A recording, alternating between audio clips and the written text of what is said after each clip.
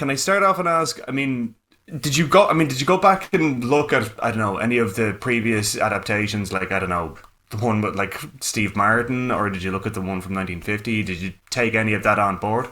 So I had seen the Gerard Depardieu adaptation, but not as like a reference at all. And then I absolutely adore Steve Martin and Daryl Hannah, so it's one of my favorite films actually. But in terms of um, my research for Roxanne, I think this is a very different Roxanne than I've seen before.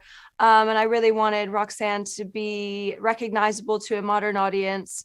And I feel that our Roxanne has a lot more kind of power and agency than any Roxannes of the past. I studied a lot of women in history, but mostly modern women that inspired me, strong women who refused to stand in the shadows. So that was really useful, and those women were kind of my guides when developing the character. Yeah. Were there any specific women in particular, or was it just? That is very sacred. I wouldn't tell you that. It's important to me that when audiences go to the cinema and experience the character, they're just experiencing her Sure. rather than like the person that I used in my research. But it was many different women, and it really wasn't about emulating them, but it was about having a sense of confidence. I've really struggled with anxiety most of my life, and when the opportunity arose for me to play Roxanne, I had this little voice in my head that said, like, you don't have what it takes. You don't have what it takes. You don't have that boldness and brave, and brilliance and brave and Yeah. gravitas that Roxanne had. So it was really just about how I carried myself with a kind of confidence that I didn't feel that I possessed. The first film that you starred in, if IMDb hasn't led me astray, was music and lyrics. Was going back to a kind of a musical, was that something that you had always wanted to do and just hadn't happened? Or was it something that once you'd done that, you were like, right, I don't want to be associated with that again? Or. I grew up singing in choir in church. Right. And so I don't have a musical background, but I love singing. Music and lyrics was a bit different. I was playing a pop star. I really loved this because it is a musical. The songs really are moving the narrative forward. The music and the dialogue and the songs are very kind of fluid.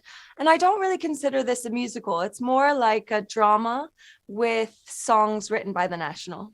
I mean, were there any kind of performance differences for you between the stage musical and filming it? I mean, obviously, if it's a stage musical, you're going on every night. You have to do the thing wrote.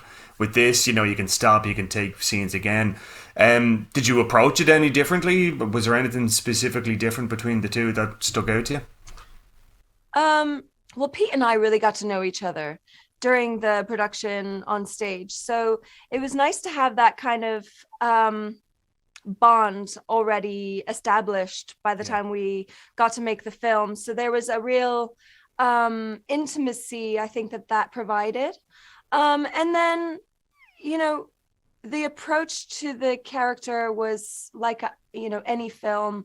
I wouldn't say that it was a different process. I really enjoyed the process of making the film Mm. with Joe directing, and with this incredible cast with Calvin Harrison Jr. It was a really special time. It was in the middle of the pandemic.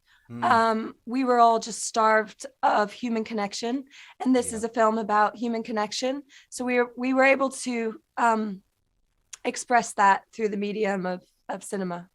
Great stuff. Okay, I'm getting the wrap there. Thanks a lot, Haley. Thank Cheers. you.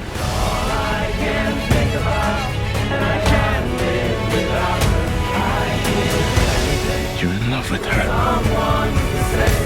My fate is to love her from afar.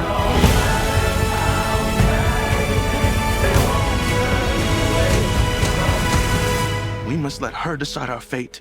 She must have the choice.